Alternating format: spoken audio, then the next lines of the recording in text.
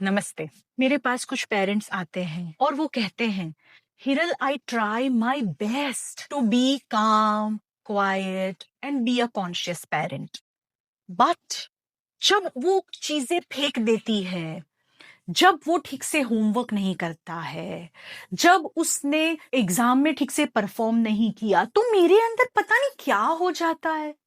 मैं चिल्लाने लगती हूँ, लगा देती हूँ और कभी कभी तो दो चपेट लगा देती हूँ। मैं जानती हूँ कि ये जो हो रहा है गलत है, लेकिन मैं अपने आप को रोक नहीं पा रही हूँ। इसका क्या रीजन है? ये क्वेश्चन आता है और ये स्वाभाविक है। आप चाह करके कोई डैमेज नहीं करना चाहते हो, लेकिन आप अपने आप को रोक भी नहीं पा रहे हो। तो इसके पीछे की क्या वजह है? एक साइकोलॉजिकल टर्म है, इसे कहते हैं इंटरजेनरेशनल पेन ट्रांसमिशन। इस फैंसी वर्ड का मतलब ये है कि आपके पीछे की जो जनरेशन थी, आपके पेरेंट्स, ग्रैंड पेरेंट्स, उनके पेरेंट्स, उन्होंने अपना पेन, अपना पेरेंटिंग स्टाइल, अपना बिहेवियर करने का तरीका अपने बच्चों में पास ऑन किया। Generational trauma, essentially it is this: the pain, the wounds of our previous generation which they transmitted to us, and we have a choice whether to transmit it further or stop it right here. थोड़ा और detail में समझते हैं generational trauma क्या होता है। जैसे बचपन में आपने कोई गलती करी, तो आपको सिखाने के लिए आपकी मम्मा ने आपके ऊपर हाथ उठाया या आपको बहुत जोर से डांट दिया। आज अगर आपका बच्चा कोई गलती करता है, शायद आप इसी तरह से अनकॉन्शियसली बिहेव करते हैं।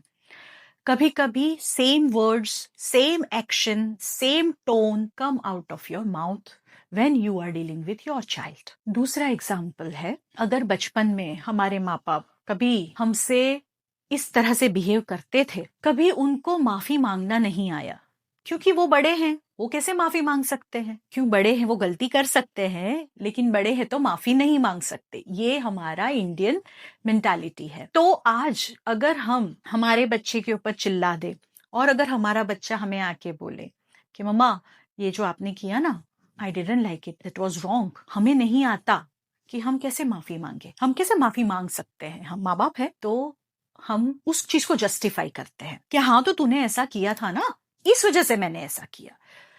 मीन्स उन्होंने कुछ गलती करी, उसको सुधारने के लिए आपने कुछ गलती करी। अब जब वो बच्चा आकर के सपोज आपसे माफी भी मांगता है, you would not apologise because you are parents, so whatever you do is right. ये जो मेंटालिटी है, ये भी वहीं से आई है। उन्होंने आपके पेरेंट्स के साथ जैसा बर्ताव किया, आपके पेरेंट्स ने आपके साथ किया और आप अपने बच्चे के साथ करोगे, फिर आपका बच्चा उसके बच्चे के साथ करेगा। इसी को बोलते हैं जनरेशनल ट्रॉमा।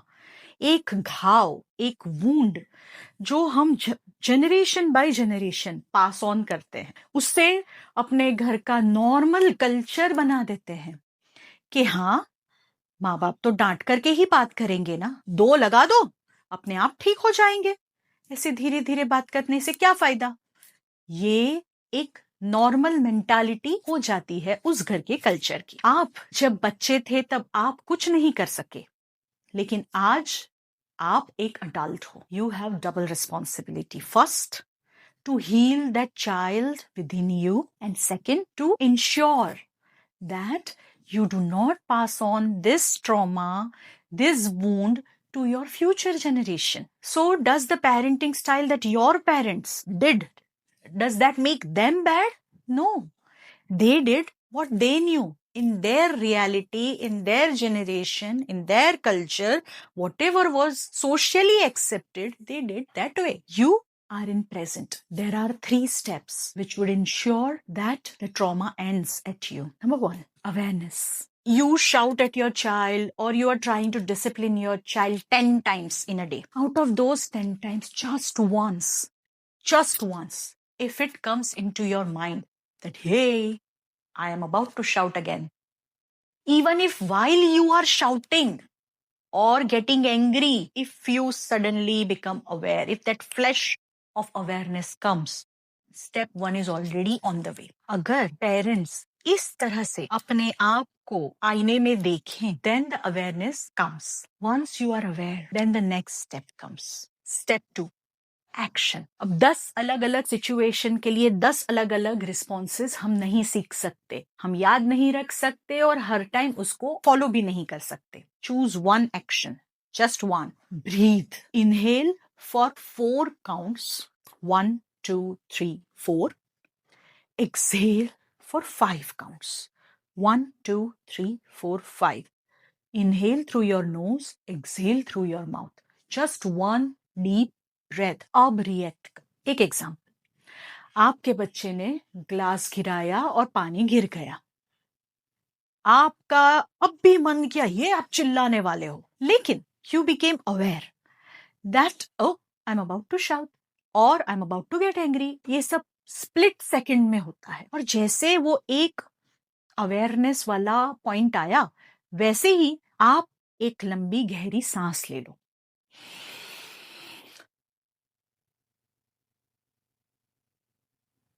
फिर बोलो, बेटा clean this up right away, please. Your child will see, today it is something different. She didn't shout, she didn't get angry.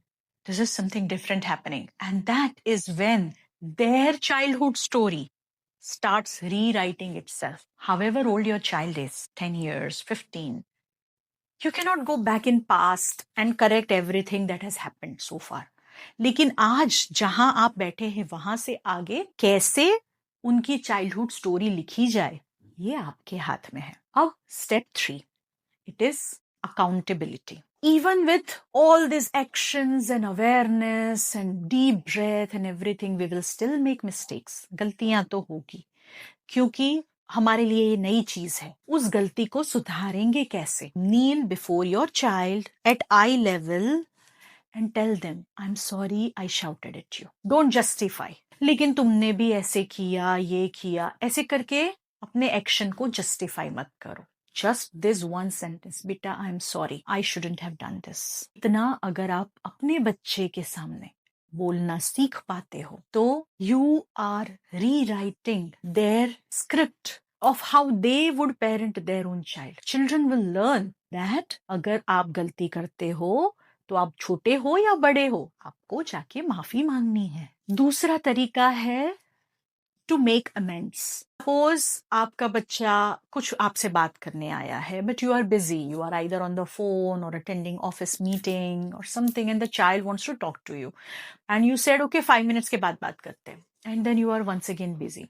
5 minutes later the child comes, you say अरे नहीं अभी नहीं 10 minutes बाद, and once again the child came after 10 minutes and you are still busy. This is a genuine thing, you are busy, but the child is feeling ignored, unwanted. If this happens and you realize that that child came 3 times and I could not talk, आप उस बच्चे को उस time पे नहीं मिल पाए. जब आपके बच्चे के पास आप जाओगे, बेटा I'm sorry I could not talk to you that time, what did you want to tell me? Oh mom, I saw the parrot there but now it is gone. So you say, oh really, wow, the parrot, oh can you draw and show me how it looked? This way you validated their feelings. So this is your accountability to the child. Now let's talk about your accountability to yourself. Recap the entire day in your mind, especially from the perspective of how many times did you shout at the child? How many times did you repeat the pattern of older generations? And how many times did you take a step back and responded consciously rather than reacted automatically? हम एक दिन में पूरा generational trauma remove करके new transformation नहीं ला सकते हैं. It takes time, it takes consistent efforts.